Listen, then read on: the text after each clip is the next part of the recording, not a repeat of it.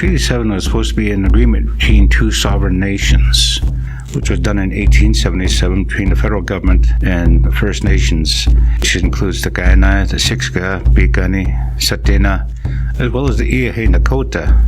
And with the establishment of Fort Calgary, it also brought in the Métis people of Region 3. So the agreement there was to live together in peace and in harmony, that we would share our knowledge with the new people coming into the country, into the lands. Treaty 7, really, Mohkinstsis, as we now call Calgary, was a major wintering grounds for the Blackfoot Confederation, where our four tribes would come together during the winter months, Chinook winds being more calmer and warmer, which allowed the buffalo to come in. That's how we got a lot of our fresh meats as well during the winter months. You know, when we look at Treaty 7, it was an agreement that we would maintain the lands, stay within the regions that we were accustomed to.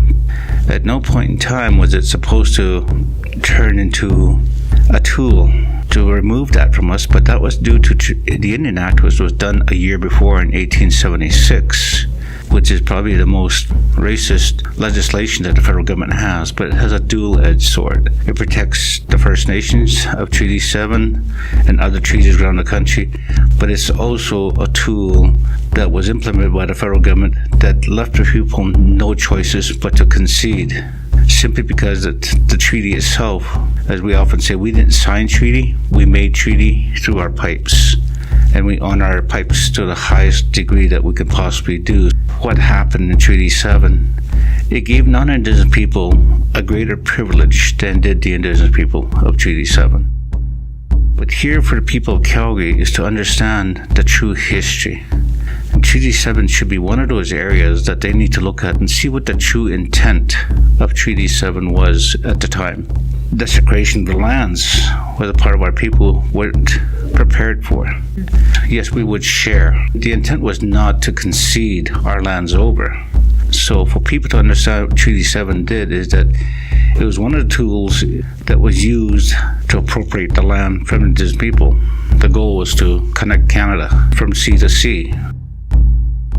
What the land means to us is that it is our mother, the earth. It was our way of life, a connection to the land. Everything is alive, everything is vibrant, everything has a spirit, everything has meaning. Look at that and we say we are people of the earth. We relate to the land in that fashion. In turn, as we took care of her, then she in turn can take care of us. When we put that into treaty, our connection to the land was a vital part. And it wasn't so much that we learned to live off the land. We often say we are the land. When I see the city of Calgary, we know progress was going to happen, but the desecration of a lot of fertile lands, and we see the colonialistic formation, the bylaws that go along with the city of Calgary. I see those in a different light, that these are restrictive, so people can't live the true freedom that was here prior to that. And that's what the land provided was this freedom to live. Freedom to explore the adventures of life itself. In the city of Calgary, when it was established, it lost that. It lost that humanity. And I see a lot of young people out there. To them, the land is all concrete and asphalt.